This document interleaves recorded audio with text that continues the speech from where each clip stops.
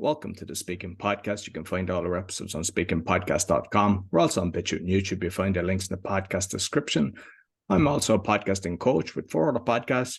You'll find everything on bio.link/podcaster. Now, today's a little bit different because I get bombarded with people wanting to be on my show, but I asked this person to be on my show because he's made my life so much easier. I'm podcasting for 5 years. And he has created a platform that I have, I think, 230 as of today guests from his platform, Podmatch. He's also, you're a serial entrepreneur. You've got PodPros, PodLottery, PodSOP. Please welcome Alex Sanfilippo.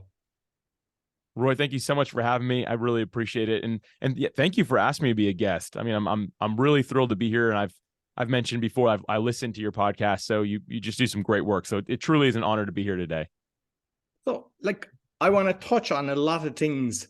Yeah. And just speaking as well. But what I read, because I started as an entrepreneur early. I was 9, I was out washing cars and stuff. But I see you started very early as well. You had me beat by 1 year. I started when I was 10, I would say. So what I was doing is I was selling used golf balls. Across the street from my neighborhood, there was a golf course. And we started, me and some other kids in the neighborhood started finding golf balls and selling them to golfers. And yeah, that was kind of my start as entrepreneurship. And it was an interesting time in my life because it's the first time I felt like I was doing something that I was good at and maybe loved. And maybe it's weird for like a 10-year-old kid to be that self-aware, but I just realized, I'm like, wow, this is what I like. I love this. And it wasn't just the act of selling golf balls. It was organizing kids in the neighborhood to go find them, to clean them, to sort them, to sell them, to price them, right? Like all those things. And then talking to people. I thoroughly enjoyed it. I don't know what your early entrepreneurial journey was like, but mine was one of self-discovery and really learning the things that I liked. Well, one was actually washing cars and then kind of doing Baba jobs, which is asking people if they had any jobs to do. Then I started doing newspapers at 11. With the money from that, I bought a lawnmower, and then I used to go around cutting grass in all the areas, and I even had people working for me doing that. Then at 18, I was buying and selling motorbikes. I was always doing something. And I think the skill set from that kind of helps you for further developments. You don't kind of realize it because, like, if you're going around selling stuff, you don't have the fear that a lot of people have. Yeah, that is beyond true. I mean, because even at that young age, I learned to talk to adults, right? I mean, I was talking to adults that wanted to buy golf balls. I was 10. Most 10-year-olds, especially maybe even in today's world, might even be worse. Like, really have no idea how to have a conversation with an adult. But Roy, you doing all those things, I got to ask, have you ever had a real job? I just got to ask, have you ever had a quote unquote real job from a corporate standpoint? I actually did. And I think you're because I'm reading through the different things, because I think it's similar, because you actually kind of entrepreneurial, jumped into corporate and then kind of back out, and then thankfully so I was working in construction for about 12 years, I think, in Ireland. So I was working for a mechanical contractor as a project manager and then a regional manager. So I was doing that, and then development kind of with companies myself that I set up. I don't know, 20 different companies that I've formed over the years. Wow. You mentioned 12 years in corporate. I did 15. You started at 9. I started at 10. I feel like everything, Roy, you're like one step ahead of me. You've beat me on the stats. I don't know about the previous ones because I can't see them, but we're in the top 0.5%, because for the podcast I've got 4 of them have got to the top. But your listening score is 52.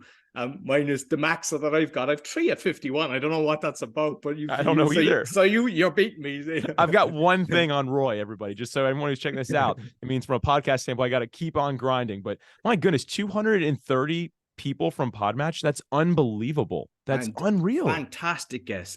I suppose because I want to talk about your speaking career as well. But I want to talk about Podmatch, because basically when you're doing podcasting, like at the start, you're reaching out to people and you're trying to organize guests. And it's normally in a skill set that so you have a few contacts. That's kind of what most people do. But then you kind of run out of them and you start looking for people. But you have I think you even have it on your own thing. It's like the Tinder for podcasters. Like, you're matching them, but you're regimental in removing the fluff, because you have a system that everywhere, no matter what platform you get into, there's always people. They're just wasting people's time, and you don't allow that. And I saw that from the start. Plus, I don't know how many years it is that I'm in it, but I believe you just celebrated, was it 3 years on that one? 3 years. Yeah. Just a few days before we're recording this. Yeah. Yeah, congratulations. Thank you. But I could even see that you were constantly developing it, just how it looked and everything, and you were getting feedback. And you have made it so easy to book people, to give reviews. It's like there's other platforms out there, but yours is 100 times better than the rest of them, because I've Well, thank played with you. all of them. I feel like I need to pay you for this. This is great. Thank you. You didn't tell them you paid me before, I know. Oh yeah. We got to disclose it. It's a podcast, right? So no, I really appreciate honestly, all that. and you've got I've got good relationships from the guests that come in. Like there is very high caliber people that are there to be on shows. Yeah, that's one of the things I didn't expect, because you got in podcasting. You said, was it 5 years you've been into it? Is that what it is? Yeah. Okay, so I'm again a little bit behind you. I'm at like 4.5 years, I think, when I got into podcasting. But when I first got in, you'll remember this. There's like basically pre-2020 podcasters looking for guests and post-2020 podcasters looking for guests. But before 2020, man, like trying to get a guest, at least for me, and my podcast did fairly well. It wasn't as big as is today, but I couldn't convince anyone to be a guest. Like I struggled to find people to agree. I was always like, okay, hopefully I got someone for next week. I got to just find anyone who will come on the show. And that's changed so much. I think that people have just realized the value of podcasting. And like you mentioned, like there's high caliber people. People are realizing, okay, there's actual value in me being a guest on a podcast, getting to share my journey. Roy, especially a podcast, any of your podcasts, like you have a bunch of listeners on all of your shows. So it's one of those things. If someone comes on the show, they're going to get to talk to somebody that maybe needs to hear their message. And I think that people are just coming around to the fact that this is a really great way to connect with somebody, possibly better than any other form of medium out there right now. Yeah, definitely. And, even especially like with people that are promoting a book, if they've got a good message and like the way your system works, like you can actually go in and it recommends us from the AI, but it's not willy-nilly. I mean, I've got fantastic recommendations from that, because obviously you can do a search and you can go looking for people on keywords, but it gives recommendations and you're going, wow. I would like if you had to search for these people outside of that platform, that is serious amount of work to do. Yeah.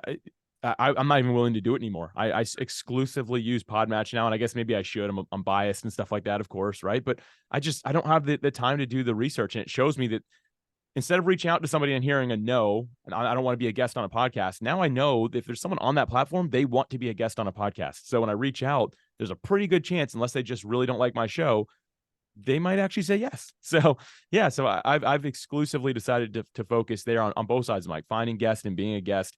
And yeah, it's simplified my life in a major way. As a matter of fact, when I was first, sorry, I don't mean to go on a tangent here, Roy, but I think this is important because this actually relates to speaking a little bit. I was speaking and podcasting was burning me out. And this is going back years ago before Podmatch was a thing.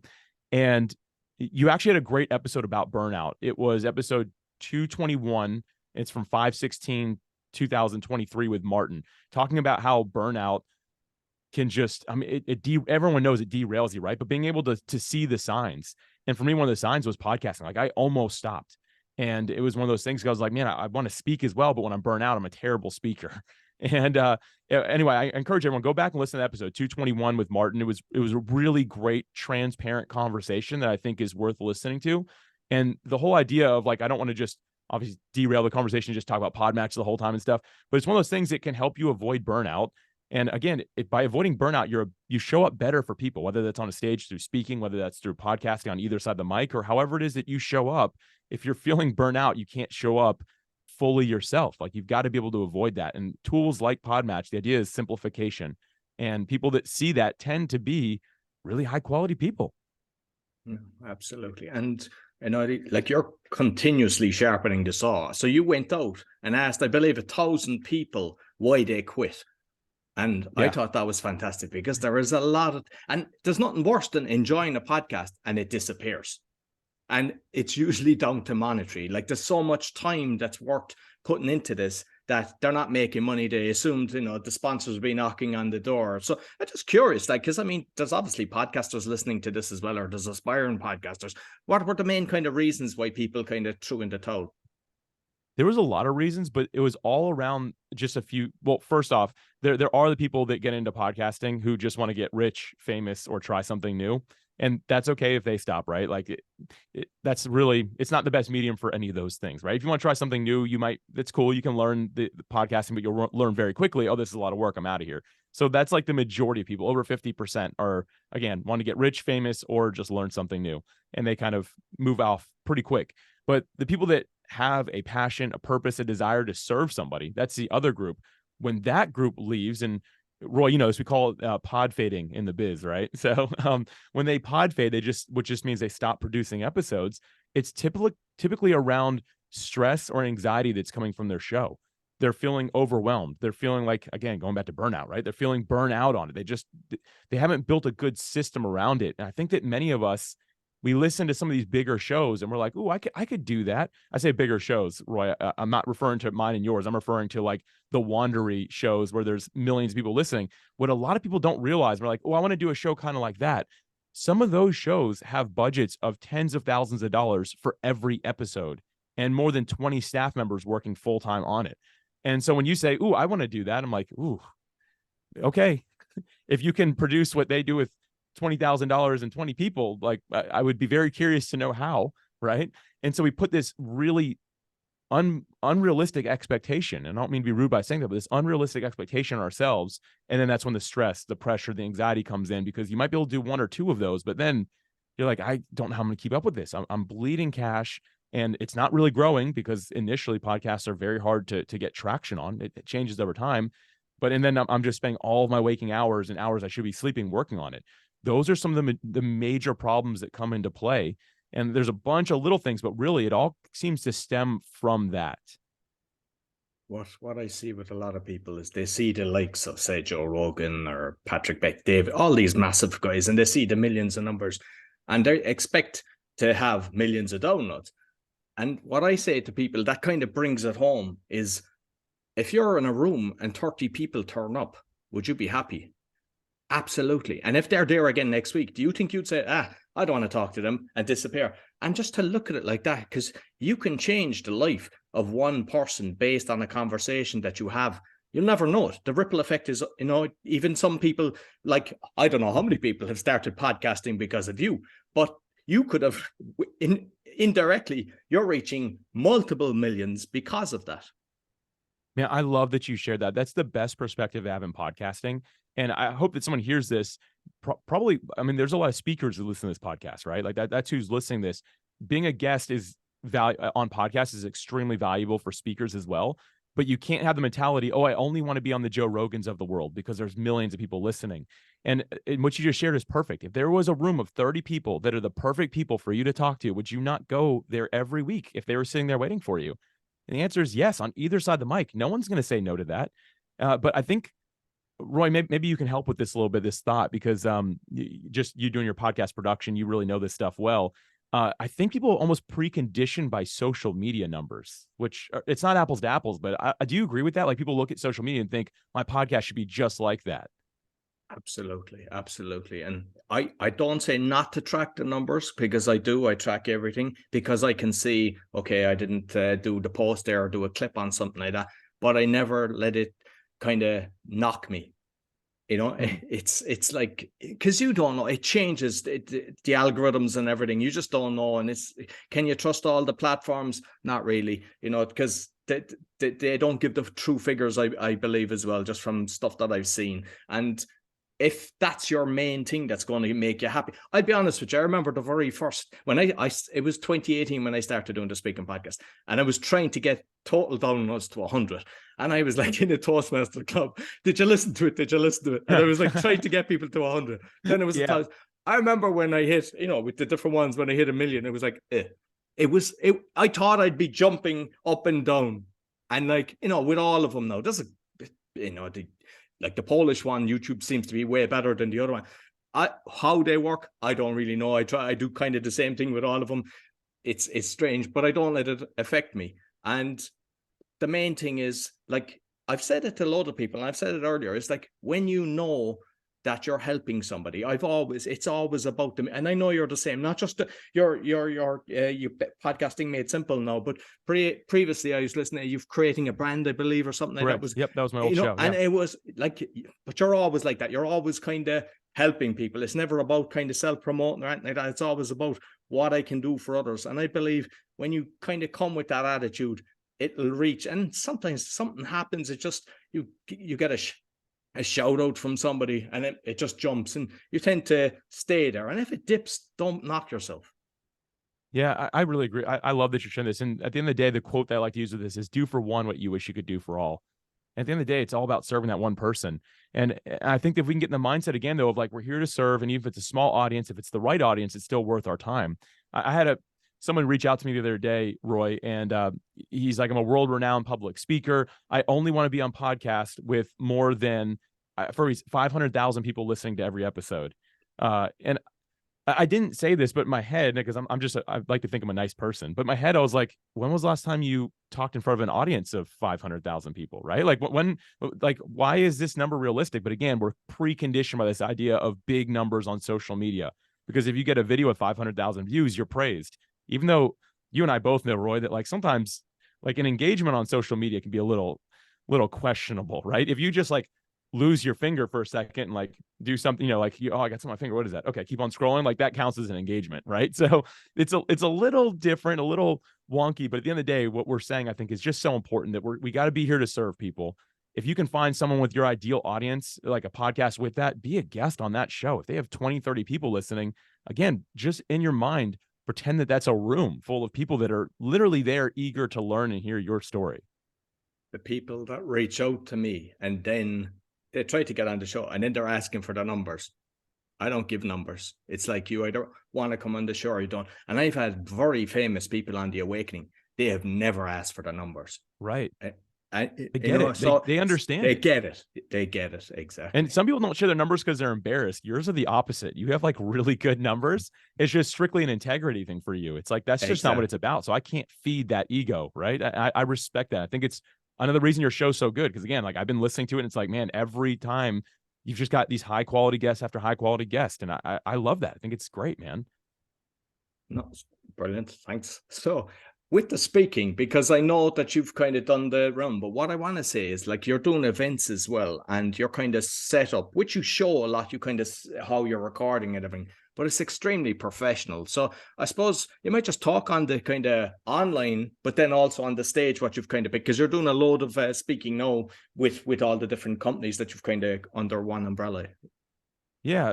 So it is interesting because you and I both know speaking behind a microphone into a camera is very different than speaking on a stage. Like it's really different. So for me, like right now, as we're recording this, I'm not moving around a lot, but if I'm on a physical stage, I don't even know what my style is. I don't even know how to like articulate this, but I move around a lot. I'll like kind of lean on a podium if it's there. I'll like walk off the stage a little bit. That's just kind of my personality. But when I'm podcasting or doing something video, it's really important that my gaze stays mostly connected to the camera and I don't really move around a lot. My hands move a lot. I can't help that. But past that, it's two very different things. As a matter of fact, it doesn't always translate well. And you've probably seen this. Some of the best public speakers I've ever met aren't very good at podcast guesting. And they certainly didn't want to try to be a host, and vice versa. I've met some really great hosts that the second they get in front of people physically, they freeze up and they're just like, oh, I don't really know what to do here. And you're like, wow, but you're so animated on your show. Like, how have you been able to do that? It's weird, the lack of correlation between the two. I don't know if you found the same thing, but it's like, man, speaking publicly and speaking through a podcast mic type of thing is totally different. Anyway, I don't know if that answers your question, but I think that's important for people to understand. But like with me, I was late to the game, kind of learning speaking, so getting on stage, but I found that kind of doing live, because I do kind of sometimes twice a week, a live call for up to 2 hours. And yeah, there was a little bit of jitters, but no, it's no problem whatsoever. But the speaking, being on stage it was only I spoke at Mind Valley. That was the only time that I wasn't nervous on stage. I always get the jitters at some stage, like, and even sometimes like doing an interview, it's like the first few seconds, sometimes there is a bit of nerves there, but I think it's more because you care as well. You care that your message is going to actually reach the people and you're serving them best. There's a great Mark Twain quote that says there's two types of speakers in the world: those that get nervous and those that are liars. And I think that it's our humanity. Like, I think if we almost don't allow ourselves to have some sort of nerves before we speak, whether it's virtually or in person, I think either it's not important to us, because if it's not, when something's not really important to you, don't really get nervous about it, right? So maybe we don't have the right perspective, but two, maybe we're not prepared enough, right? Like, and we're just like, I don't really care. So again, it kind of all goes at the same thing. But I think it's what I've learned to do, and this happens for me on when I'm a podcast guest, host, when I'm going on stage. I always tend to get, I'll say, quote unquote, nervous, but I've just learned through having a speaking coach that the chemicals that are released in your body when you're nervous are almost exactly the same to the chemicals that are released when you're excited about something. And all it really takes to flip that switch is to tell yourself, I'm not nervous, I'm just really excited to get up there and serve people. Or I'm just really excited to spend this time on speaking podcast with Roy because he's got a great audience I want to serve. I'm just excited about it. And when you tell yourself that, it doesn't necessarily make the nerves go away, but you will notice you get more excited about it and less like fearful of it, if that makes sense. And that little tweak right there has helped me so much as a podcaster, as a speaker. I mean, it's just anytime I'm talking, that has helped me so much. I remind myself, I'll say it out loud, I'm just really excited about this. I'm excited to do this. I'm excited to be here. And typically those are my first words when I'm on a stage. Someone introduces you on a stage, right? And I'm like, I am so excited to be here. And some could translate that, I'm really nervous right now. But I just think as long as we're willing to make those small little tweaks, it helps a lot. And then the other tip that goes right along with that, Roy, that is something you already brought up, I want to just share here because you brought it up, is think about the one person who needs you most. One of the reasons we get nervous is because we put the pressure on ourselves to deliver, to present, right? To be some sort of entertainment for people. But really, if we say, I'm here to serve one person and it's not about me, it's about them, that's a calming thing. And in podcasting, that's always what I remind myself right before we got on here. The first thing I said is, I'm here to serve somebody in Roy's audience who needs to hear the message I have most. I'm not here for Alex Sanfilippo. And therefore, whether we, you mentioned Podmatch right out the gate. Thank you for that. But whether that came up or not, it doesn't matter because I'm here for somebody else. I'm not here for myself. And again, that team seems to calm me down as well. So those are some speaking tips, if you will, that have worked extremely well for me.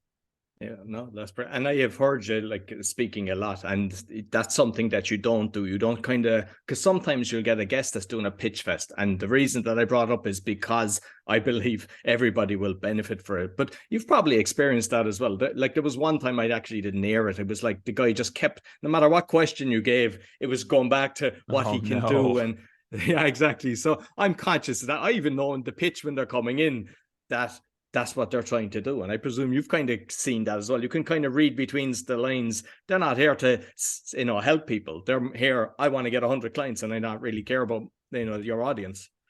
Yeah, I've had 3 episodes I've not aired for that exact reason. And maybe I didn't do a good pre-interview. Maybe I didn't do I just didn't see that coming. And at the end of the day, again, Roy, your podcast, all your shows are good that I've heard. I haven't heard all of them, but the shows I've heard are all really good. You are the wall between your listeners and a potential bad guest, right? Like you're the one that has to decide that. And I love that you just said, can't air this one, right? It's a pitch fest. I don't want that. And so for me, there was 3 of them that it kept me up at night. Each time I did it because I felt bad because I feel like I maybe wasted their time, but really it's not going to serve the people that are trusting me with their time. And so I just couldn't do it. And the weird thing is, and you and I both know this as well, but almost the less you pitch yourself, the more interested people are in you. I don't know if you've noticed that as well, Definitely, but to me, my guests that they have come on and have just refused to talk about anything that they do. They're like, you can talk about it if you want, but I'm not going to talk about it. I'm like, okay, fine. They're always ones that are like, man, I got a lot out of your episode. I'm like, you didn't even mention what you do, but they just showed up, add value, served. And people are like, I like this person. I'm going to go look them up. I think that's people are just getting really smart. Let's put it that way, Roy, right? The average person is getting really smart. They can see right through when you're just trying to sell them something. But when you're not, people are like, that's who I want to do business with, the person who just wants to help me, right? I'm going on a little rant here. I don't mean to, Roy, but those are my thoughts on it. No, definitely. And as transparency, with most of mine, I don't read a script because I'm conscious that a lot of people are sending the script to the person and they're saying, oh, he's this. And they go, oh, thank you very much. That's a great. And like 90% of the listeners know that the person has actually emailed them the bio to read out. Correct. And I will say this, you do your research though, because there's the opposite host of you who doesn't take the questions, but also doesn't do any research. And they just start asking questions. Like I heard one the other day, they had like I don't know how they got this really big author on the show. And that this guy was I'm just going to leave it all nameless, just for privacy's sake. But so really big author, that's what he's known for, that's what he does. And this guy's interviewing him and he goes, "Oh, you have a book? Oh, you have a bunch of books. Oh my gosh, they're bestsellers." I'm like, "Did you even Google the guy's name?" Right. So like, if you're not going to use the script, which I also, like you, I don't do that. I don't recommend that, but at least have an idea of who you're talking to. So you can kind of at least make sure the direction is going to be healthy for the listeners, right? Instead of going off on a tangent that doesn't really matter. And like, because you mentioned you listened to previous episodes of my show, and I've been a guest on other shows as well, some being very good, but there was one, and the guy is a very, I won't say names either, very professional speaker with, podcast. And as I was going on, he basically said, "So what did we say we were going to talk about again?" Just prior to recording. But I had my homework done, so I was able to say what it was, and we ended up having a good interview. But only for me being prepared, I don't think it would have been even half as good as it was. So it kind of works both Good sides. job. Way to save the day. Exactly. So like, you're the face of, Podmatch, PodPros and everything. But what I love about you is you always give credit to your co-founder, Jesse, and you work with your wife as well. You're always mentioning them, which a lot of people don't. And I admire you for that. So like, I like Jesse is kind of the back end software stuff, I believe, from listening to your stuff. But you're working with your wife as well, which I think is wonderful. And you can see just from different events and just all the pictures and everything that you've got a fantastic bond together. It doesn't always work with people when they bring a relationship into a business, but it has obviously for yourself. So what tips could you give that has helped you in that? Yeah, this is a topic I'm glad you asked this. I never really get to talk about this. I'm glad you also see that, because I don't want it just to be all Alex. And over time, I want to bring more and more people into what I talk about. But Jesse and Alicia are the other two co-founders. And so Alicia and I, we've been married since 2012 and happily married the entire time, which I'm really thankful for. And we've worked together. We worked together in corporate before we were married. So like we kind of knew, like we had that. I helped her out when she created and sold a clothing boutique, which was online and brick and mortar. And then we work together doing this now, and we've just always really enjoyed it. I think that the number one key is, first and foremost, boundaries is the first thing. And what I mean by boundaries is, like, it's not work time 24/7. So I can't just text her if she's not at home, be like, "Hey, what's going on with this? I didn't see a response here." Or just calling her or walking into where she works, right? She works in another room, just kicking down the door, being like, "Hey, what are we doing here?" Right? Like, having boundaries around that, and also setting them together.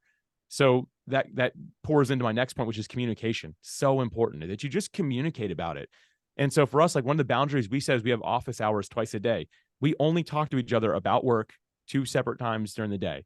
And we have those times preset, and we kind of move into like a common area, because we work out of the home. So we move into the common area of our home, and that's where we'll, like, she'd be like, "Hey, I had like 5 questions for you today." And then if I had any questions for her, if we wanted to work together. So again, it's not just, she's not about to kick down the door and come in here and be like, "Hold on a minute, Roy, I got a question for Alex," right? Like, that's just not going to happen.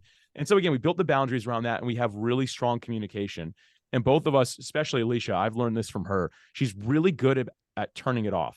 And what I mean by that is 6:30 p.m. local time is when we stop, close the laptops, shut everything down. We're done. And she's really good about not opening it back up and bringing up work. And I struggled with that for a long time, but she's really helped me to learn that. And the truth is, like, that's what's probably made me a good founder, is actually having some work-life balance, which I'll credit to her to helping me do.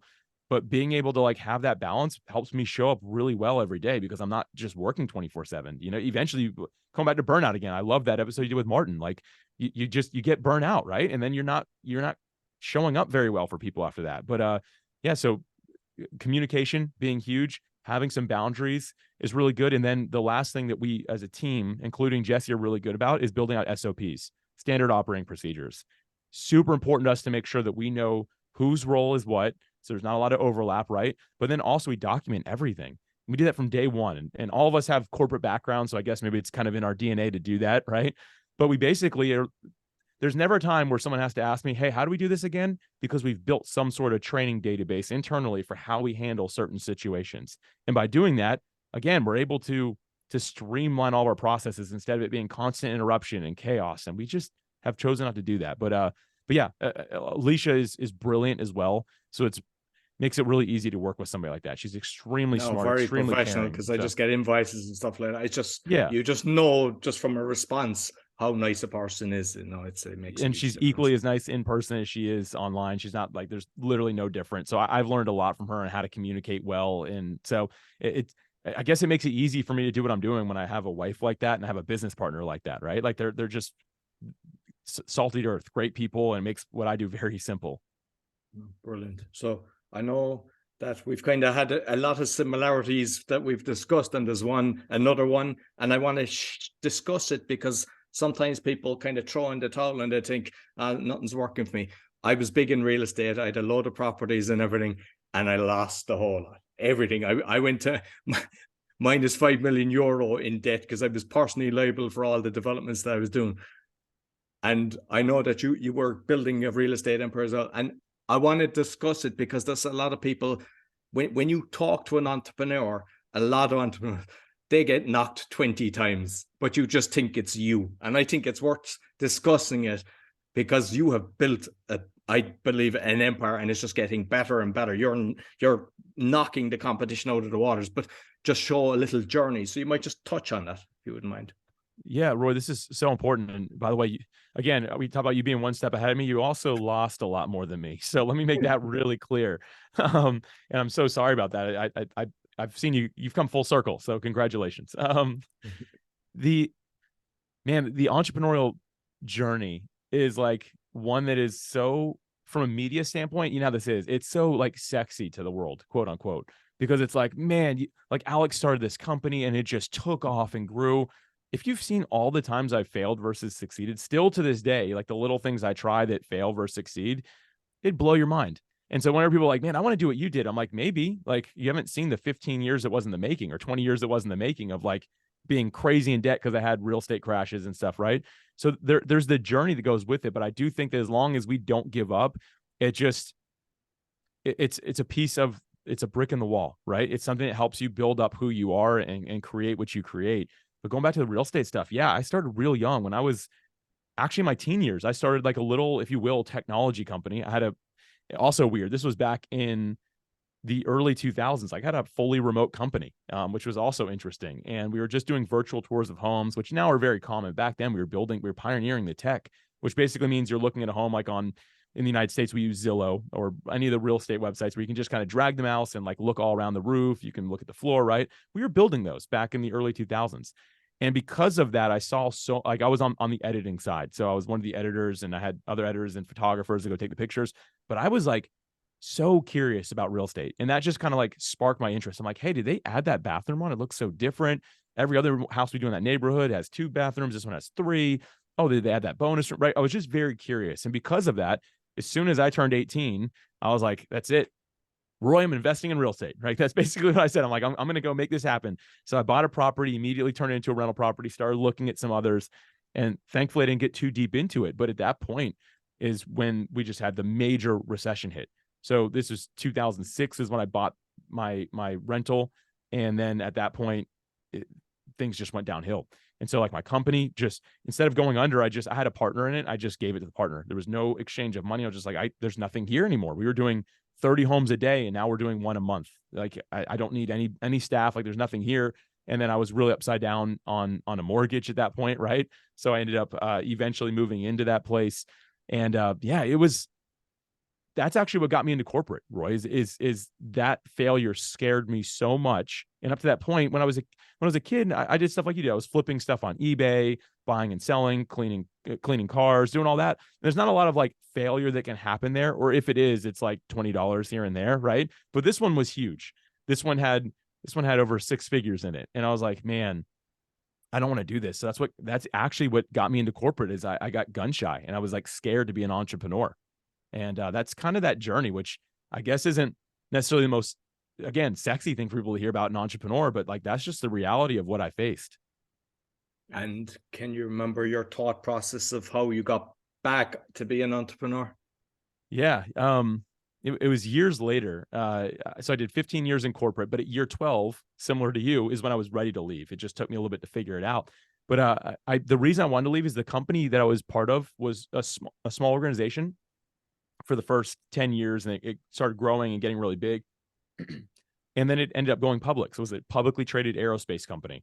And I ended up at the C-suite level, really loved it, really enjoyed it. But once it was public, the culture changed a lot, and not in a bad, like the actual culture of the company, I shouldn't say changed. Like the staff was great, the team was great, we're still getting a lot done, but we had shareholders, we had board members, we had people selling stocks, all the things, right? And so now I was that whole time, I feel like I was a little bit of an entrepreneur just working in an organization, which I think Roy has been coined intrapreneur. I don't know if that's a real term, but I've heard people saying that a lot, which just means you're an entrepreneur, but working in an organization. And so that's what I was. But when we went public, that was no longer an option. Like you just can't do that anymore. And so because I just had to basically follow the status quo and just stick with where we were going. And I just remember starting to feel like the writing was on the wall that it was time for me to go. And so at year 12, again, I didn't leave till year 15. I just started a bunch of side hustles. So in the evenings, I was just working on other things to re-explore who I was as an entrepreneur, which I think is really important. A lot of us think we have to just, okay, I'm going to stop my job and I'm going to start something. I think it's better just to have a side hustle. Figure out what you like. Don't put a lot of pressure there. But Roy, what I learned is I wasn't actually good at being an entrepreneur because everything I did was like totally crashing and burning, like over and over and over again. Everything I seemed to put my hands to just wasn't working. And that's when I don't know if it was smart or if it was just being naive, but I was like, I need some coaching. You can get free coaching if you have a podcast. So I'm going to have a podcast talking to entrepreneurs who had successfully left a 9-to-5 job to become an entrepreneur full time. And I'm going to talk to them about what they did and how they did it. And that right there, it was my introduction to podcasting, which strangely enough taught me how to become an entrepreneur, like really do it well. And two, it found my lane. Like I figured out I wanted to be in podcasting. And I just made like a 15-year journey really condensed for you. But that was kind of how the whole thing went. Brilliant. And like with when you're interviewing people, what I found is your life is changing based on the conversations that you've had. Like that's something that I'd never expected. It's like you get such good advice, and you might say buy a book, belong to the person, or they inspire so much. The conversation so good, you say I need to go out and get this, and you make so much changes to your life based on your guests coming on. Oh yeah, Roy, I know you. I believe I've heard you say you read 100 books a year. Am I right in quoting that? That's Okay. correct. Yeah. Yeah. Okay. That which unreal, by the way. The most I've ever done was 52. So again, Roy always one step ahead of Alex, except for in podcasts, whatever that global listen number is, which Listen is notes. anyway. Yeah. But so 52 is what I was reading. But you're right. The reason I was reading 52 books a year, my accountability was the next week I was going to interview the guest that was the book we were going to talk about. And so it was my accountability to learn it, to read it. And then I'm big on implementation, as I know you are as well. So I was just like able to apply what I was learning. And man, it literally shaped me as an entrepreneur. And I still go back to some of those conversations and the ones I have now that have just helped so much. I mean, that's kind of one of the beautiful parts, the bonuses in being a podcast host. Like it's going to cause you to level up as well. My suggestion though would be if anyone's listening, you're listening to speaking podcast, and you're like, wow, I want my own podcast. Hit up Roy. Don't do it on your own because the failure rate is just, trust me, it's a lot more than you think it is. But if someone can help you keep the main thing by taking off some of the pressure, that is worth it right there. But yeah, being a podcast host has been the best education I've ever, better than any formal education I've had in my life. This has been the best for me. Oh, brilliant. And like with you're doing Pod Lottery as well, which to be honest, I signed up there. I had seen it over the few months that you were doing it, but it's actually fantastic because you're ending up listening to a podcast that you wouldn't normally come across. And today there was one, and I was like, wow, this is really good. And like, so you might just let people know, what is Pod Lottery? Yeah, that's the newest thing. And this was just like a passion project of what we're doing. Because all I do is podcasting. I always tell people I'm 100% podcasting. And I think this is a side note, little bonus, if that's okay, Roy. It's so important to pick a niche, like find your lane and get in it. And for me, it's podcasting. At first, it was just connecting guests and hosts for interviews. And it's still in my same lane, still my same niche, but I've just narrowed it in on a few other ways that we can kind of help do that. So I think it's so important. So everything I do is podcasting. Again, I think that's really important. You actually had a conversation with Nikki Ballou. It was episode 213 back on April 18th, 2023. I'm a fan of Nikki Blue, and you and him he's talked very about good, yeah. narrowing your niche. And if that, we're not going to get into that today, but like if that is a topic that you're hearing this, you're like, that's something I'm interested in, go back to Speaking Podcast, episode 213, listen to that. I digress, on to Pod Lottery. So the idea was just as I was talking to people that, again, I'm serving, the podcast hosts were saying, Alex, I'm having trouble getting reviews on my podcast. And my first thought was like, well, ask your listeners. And it turns out a lot of podcasters, they have very intimate shows on topics that are maybe even taboo, that their listeners would never want to actually leave a review because they don't want their name on it. And I was like, oh, wow, that actually makes sense. Nor would the host. I was like, I don't want their name on it either. So I was like, we need a way for these people to be able to get reviews. And who better to leave a review for a podcast than another host who also wants a review? So the idea for Pod Lottery was we build a really simple, more or less review swap among podcasters, but make it in a fun lottery system way. So every day, if you leave a review, you win a ticket. If you get that ticket, every night numbers are drawn. If your number is drawn, then you win a review, or up to a bunch of reviews.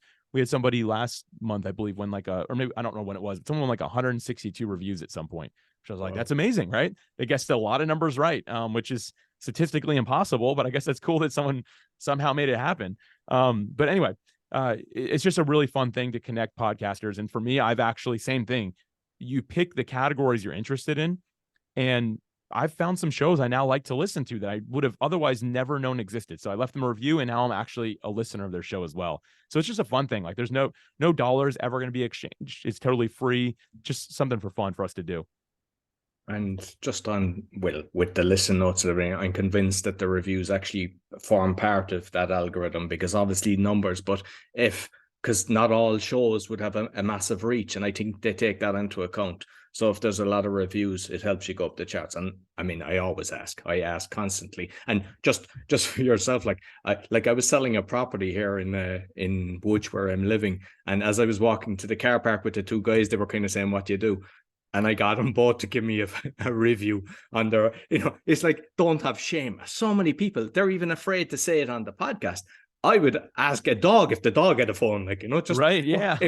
What's the worst they can do is say no. Most people will help. Like, I'm always like, when I see somebody doing something, I'll always give a thumbs up, a support. And I see you're very good at that as well. Like, you totally engage with your, I suppose, followers or the people that are in the platform. Because anytime somebody, not just me, because recently, I was kind of saying about the amount of shows that I've done and given praise to, but I've seen that constantly over the years, that when somebody's writing, you're constantly engaging and thanking and everything. And very few people do that. And I think that's kind of the reason to your success.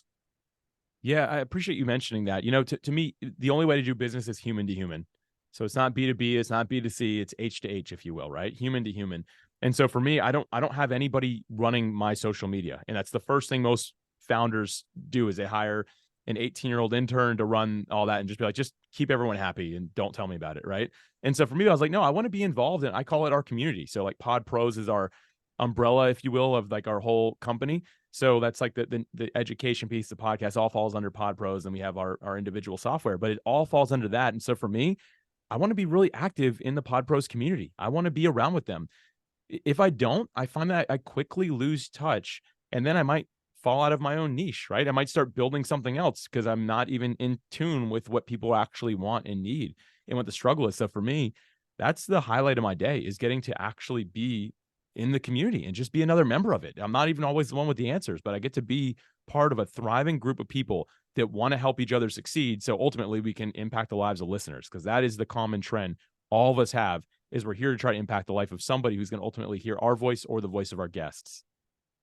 Absolutely. And I saw a post recently, because you have your event coming up, and you had the picture of all the speakers, and somebody had gave a comment of, like, you should give us more information from that. And I mean, like, if that was like the 18-year-old girl or something like that, they wouldn't even understand that. Whereas you're looking at that and realizing the value of that message that they have just given you.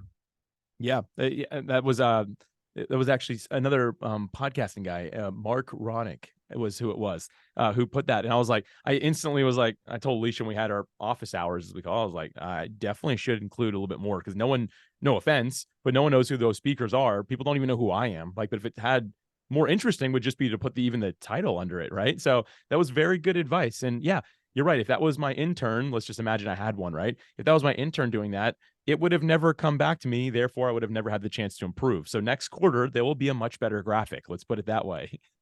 Oh, brilliant. And just for finally, because you've got the Pod SOP as well, yeah? That's so you might just let people know what that's about. Yeah, sure. That's the last of our software. So again, PodPros being the umbrella, if you will, right? And that's our education or podcast, all that. But then we have Podmatch, Podcast SOP, and Pod Lottery. And Podcast SOP is the only one we haven't talked about, which stands for Standard Operating Procedures. I realize, again, podcasters getting stressed and overwhelmed being one of the main reasons they decide to quit, that there had to be something for that. So I started recommending Asana, Trello, Monday.com, all the project management software. And that was great for the people who knew how to use those already. But for the person who's already feeling stressed and overwhelmed, when I was recommending that to them, like, Alex, this thing does 20,000 different things and it takes 6 months to learn. Like, what do you want me to do? I'm already stressed and overwhelmed. I'm like, oh, shoot, good point. This is not helpful. And again, that's just me chatting with the people that are actually trusting me with their time. And so we built Podcast SOP to be a very simple project management software specifically to help podcasters release their episodes on time. It's more or less, and Jesse would probably hate to hear me say this, it's more or less a glorified checklist that you push a button, add new episode, and it automatically populates every single step that you do. If you have a team, it assigns team members. There's ways you can comment, you can exchange files on there, and it won't like, I forget what the word is, but it won't like cut down on the quality of them. And there's even instructions. So for us, like whenever we hire anybody new into like our like on the podcast side of things, there's 30 minutes or less of education, because I'm like, read the notes on every single one of these 65 steps we do every time we're releasing a podcast episode. Click a button and it's all there. And so that was kind of the beauty of it. It's actually proven to be very helpful. I don't know the exact number, but last time I checked, you are 12 times more likely to make it as a podcaster if you use Podcast SOP versus if you don't. And that, to me, I was like, this is a win. Even if there's only 1,000 people ever who use it or whatever it might be, that's amazing. We're helping those people stay podcasting longer. And that's just so everyone knows. I don't mean to pick a favorite, but that is my favorite thing I probably will ever be part of creating, because I just have that SOP driven mind, that standard operating procedure driven mind, like documentation, all that stuff. It's just kind of the way my brain works. So that's my favorite thing that I'll ever build. Let's put it that way. Brilliant. So, like, I always like to ask my guests about the social media. I mean, we've talked about you engaging, but like, what you find kind of serves you best? Because like what I've noticed when I was podcasting first with, say, the Speaking Podcast, 5 years ago, when you do a Facebook post, you get 100, 200 hearts, thumbs up, or whatever. There's so many people see it. Whereas now it's like 1, 2. It's like the engage, because it's just, they show you sponsorship or whatever. The algorithms, right. It's not the same as it was. So I'm curious, for you and the company, like, what you find serves you best? Yeah, just do my best to keep my personality in it. So less corporate, more personality. And I've learned like the little tricks, like don't include a link if you're going to do a link comment, right? Or like, don't mention leaving comments, don't mention sharing, like there's a bunch of little tricks that you just kind of learn along the way. But the main thing is just, can people see Alex Sanfilippo through what I'm going to share? And the way I like to say it in the team, I was like, and we don't always do a great job of this, but we are consistently getting better. Social media is an evolving beast, right? But we're always getting a little bit better with this. And I just say, let's not post anything that doesn't have potential to go viral among the people that we're supporting. I don't care if it reaches 100,000 people, because that's not who I'm serving. There's a few hundred, maybe a few thousand people in total. If they all see it and it's valuable to them, like it's worthy of them commenting, liking, sharing, then that's what we want to post. Beyond that, let's not waste anyone's time. There's so much content out there. And I get that's sort of counterintuitive to the way that people use social media, which is just post more and more and more. I say, let's do less and less, and just make sure if we are going to post it, it's really good and people can see our personalities through what we're sharing. And so we just do our best to keep it human, and our engagement consistently is increasing and growing. And I don't know if our followers are growing necessarily, but we're doing a good job making sure that it stays valuable for people. And that, at the end of the day, is my focus. I don't put a lot of pressure on myself, on the team, to deliver anything on social media other than, hey, let's just keep everyone posted and let's be ourselves.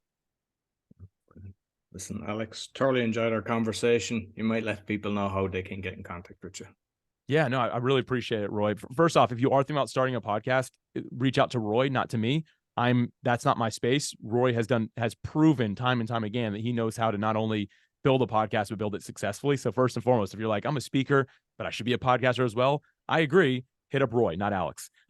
If you're saying, hey, I want to look at something podcast guesting related, you can check out Podmatch, or anything else we talked about. But podpros.com has everything that I do. So if you just go to that website, that'll kind of give you an idea of everything I do. But ultimately, Roy, I want to push people back to you. You've done such a good job. It's truly an honor to be here today. And I've, again, as someone who listens to your podcast, just have been enjoying it thoroughly. So thank you again. Thank you very much. And I mean, I said it at the start, and I don't see things like that lightly. It's like Podmatch has been the best thing that has happened to me. And like, I have the 2 books actually there, Host Mastery and Guest Mastery, where you have had, like, you do the introduction on both books, but you have, I believe, 15 or 16 different people talking about how to do it. So if you're getting on the platform, you have to read them 2 books. They're you know, it's like 10, 15 bucks, whatever it is. It's the best money you'll ever spend, and it'll help you get there. But listen, I'm looking forward to seeing what you're going to create in the future, because you've done amazing things. I'll make sure I'll put your links both on the audio and the video. So thank you very much, Alex. Yeah, thanks again, Roy. I appreciate it. No problem. So that's all for the Speaking Podcast. You'll find all our episodes on speakingpodcast.com. As mentioned, we're on YouTube, and you'll find all my other podcasts. I won't bother naming them because I think at this stage you probably know them, but my coaching bio.link/podcaster. Be sure to give us a thumbs up, 5-star rating, and make sure you check out Alex's podcast, that it's the podcasting made simple, because you get fantastic advice, and give him a 5-star rating as well, because it all helps. Until next week, take care.